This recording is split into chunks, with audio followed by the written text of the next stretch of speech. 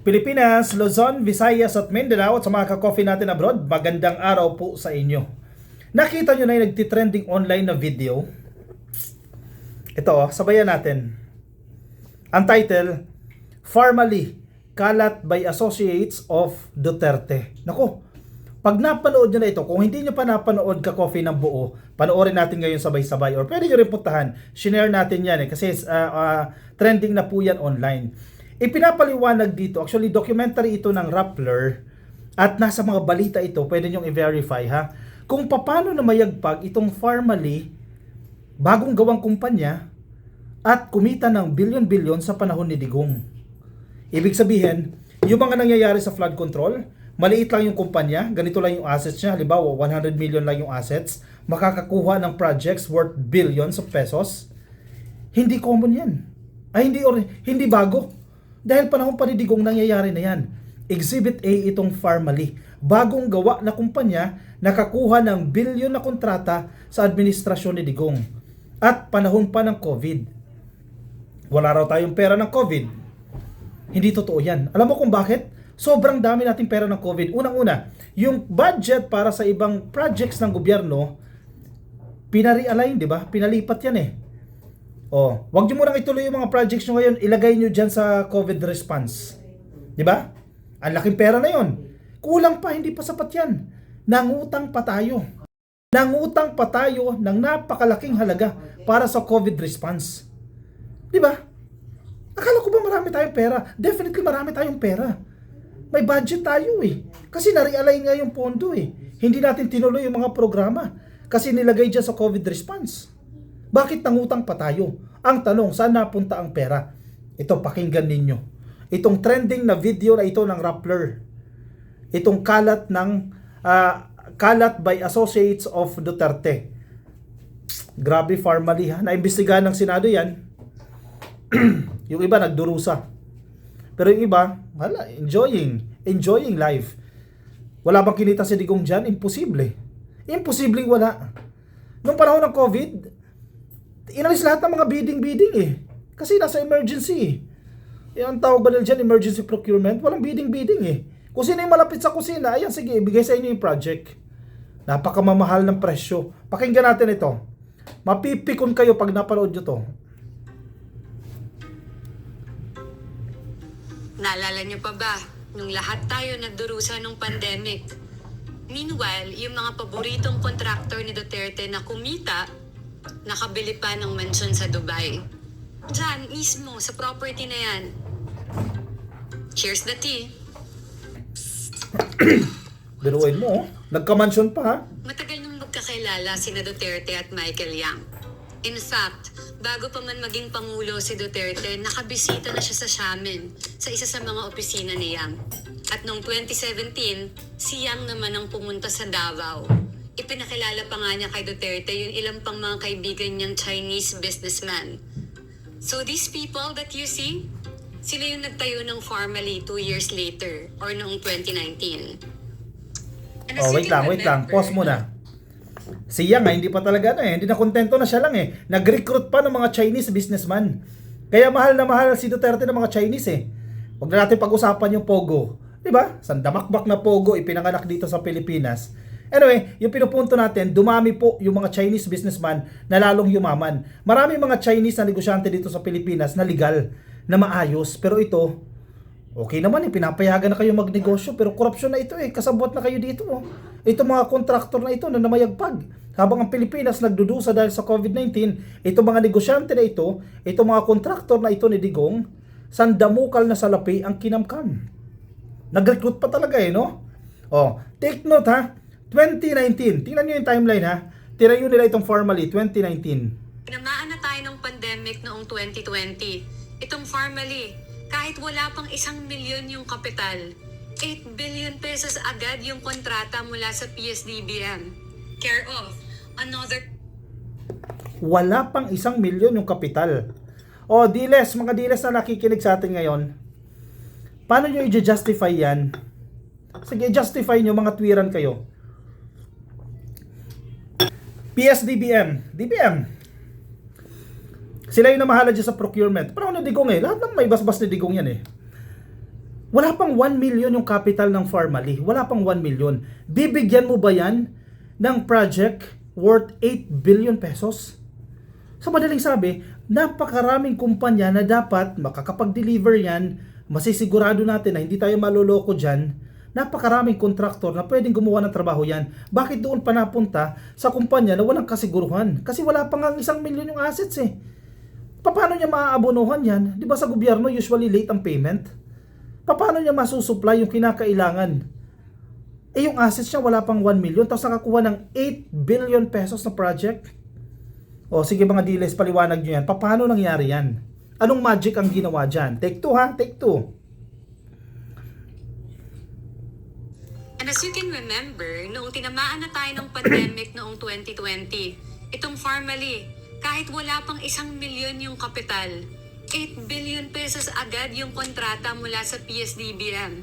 Care of another Davao guy, yung dating tao ni Senator Bongo, si Lloyd Christopher Lau. Ang may kontrol ng pera ng Pharmally, si Lin Weixiong alias Alan Lim. Ginamit niya nga raw na dummy yung Pharmally, sabi ng ombudsman. Noong 2021, nung sinusubukan na nating bumangon sa COVID-19, hindi lang bangon, kundi lipad ang ginawa ni na Yang at Lin. Pumunta sila sa Dubai. And in just 2 months, in May and June 2021, nakabili si Lin ng 2 property worth 1 billion pesos. Ang isa sa mga villa na yon, naging co-owner si Yang. Nabenta rin nila agad at kumita pa nga sila ng 370 million pesos. Grabe oh. Alam, Tindi eh no? Wait lang. Kumita, ombudsman mismo yung nagsabi, ginamit na dami yung Pharmally na yan. Kasi kung Pharmally lang talaga, yung totoong Pharmally ha, kung walang halong kalokohan, hindi mo kayang i-implement yung project na worth 8 billion pesos. Kasi yung kakayahan mo nga mababa eh. Eh dahil COVID-19 nga, di ba, may mga emergency procurement silang sinasabi dyan, inalis yung usual na proseso ng bidding, ayun na, nagkalusot-lusot na. Tumakas ng Pilipinas, pagdating sa ibang bansa, bumili ng properties, billions of pesos. And then, ilang buwan lang ata sa kanila yung properties na yan, ibinenta ulit, kumita pa sila. Mga negosyante talaga. Di ba? Ang tindi. Mga DDS, sige, ipagtanggol nyo yan.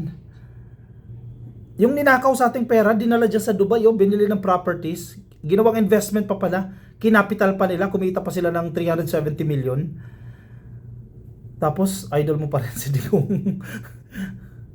Wala namang mali sa pagbili ng property. Kung mayaman ka, go. Gastusin mo yung pera mo.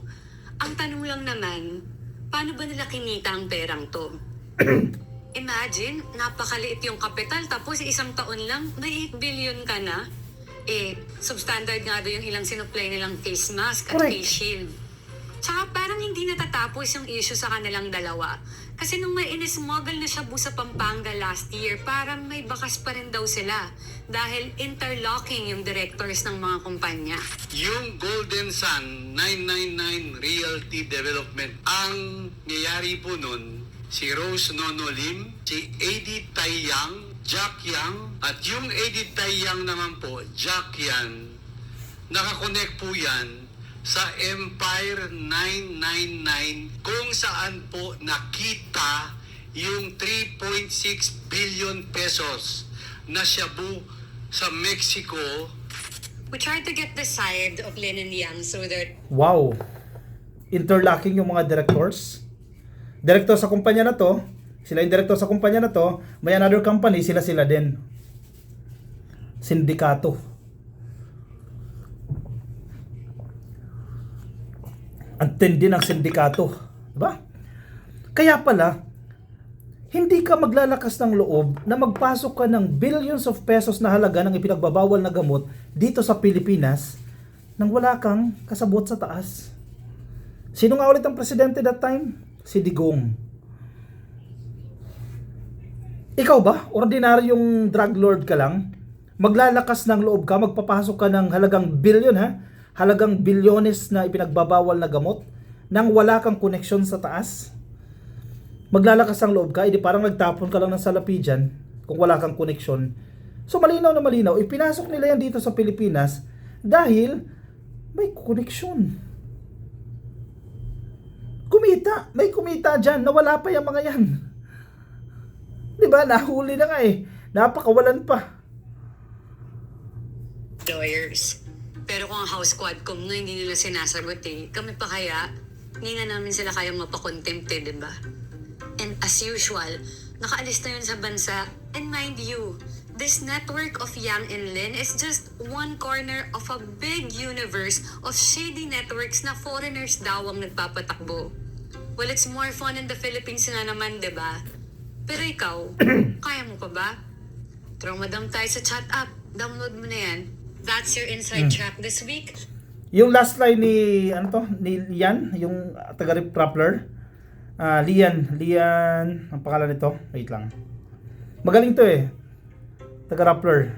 Naalala nyo pa ba? Kunin ko lang yung pangalan. Lahat tayo nagdurusa nung pandemic. Meanwhile, yung mga paboritong kontraktor ni Duterte na kumita, nakabili pa ng mansion sa Dubai. Walang pangalan eh.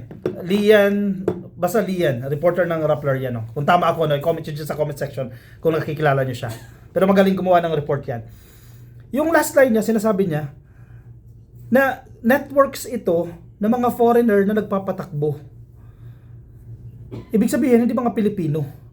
Pero, tingnan mo ha, paano sila makakapag-operate dito sa Pilipinas kung wala silang mga kasabwat na matataas na leader during the time of Digong? Tingnan ninyo. Maglalakas ang loob yung mga foreigner na magpasok ng bilyones na ipinagbabawal na gamot. Yung Pharmally, maglalakas ng loob yan, kulimbatin nila yung 8 billion pesos na yan nang walang koneksyon sa taas? Definitely hindi. So bagamat pinapatakbo ng mga foreigner yan, may mga kasabwat yan na Pilipino at mga opisyal. And bakit si Digong itinuturo ninyo? Bakit hindi si Digong? Yun ang tanong. Una, sinong presidente? Si Digong. Si Digong nakikita kasama yung mga tao na yan. Si Digong nagpunta doon sa opisina sa China. Itong mga tao na to nagpunta dyan sa Davao. Anong iisipin ng tao? Oy, nagkataon lang yan. Isang beses nagkataon. Imposible namang nagkataon lang yan. Ombudsman na mismo nagsasabi, ginamit na dami yung Pharmally. Doon nilinis yung pera. Pera ng taong bayan. At isa pa, saan napunta yung pera? Malinaw na may nawalang pera. Alam mo kung bakit? Malinaw na nawala yung pera? Itinigil mo nga yung mga projects ng gobyerno eh. So yun na-save mo doon sa mga projects na yon, di ba? Supposedly, yun ang gagastusin mo sa COVID response. Ginawa na nga yun eh. Pero bakit kulang pa rin yung pera? Kinailangan pa rin natin mangutang ng bilyones para sa COVID response. Di ba nga, yung budget para sa regular programs, ginamit na dyan sa COVID response, saan napunta? May nawalang pera. Ayun, baka yun yung nasa Dubai. Ay nako mga DDS, sige pagtanggol nyo yan. Paliwanag nyo yan. I-comment ang inyong opinion, reaction dyan sa comment section para mabasa po ng iba natin mga ka-coffee. Mga nasa Facebook, baka di pa po kayo naka-follow. Please follow you po yung ating Facebook page ang ka-coffee. Yung nasa YouTube, subscribe na rin po kayo. Ang TikTok, subscribe na rin po kayo. Magkita-kita tayo sa aking susunod na video. Paalam po sa inyo. Bye-bye.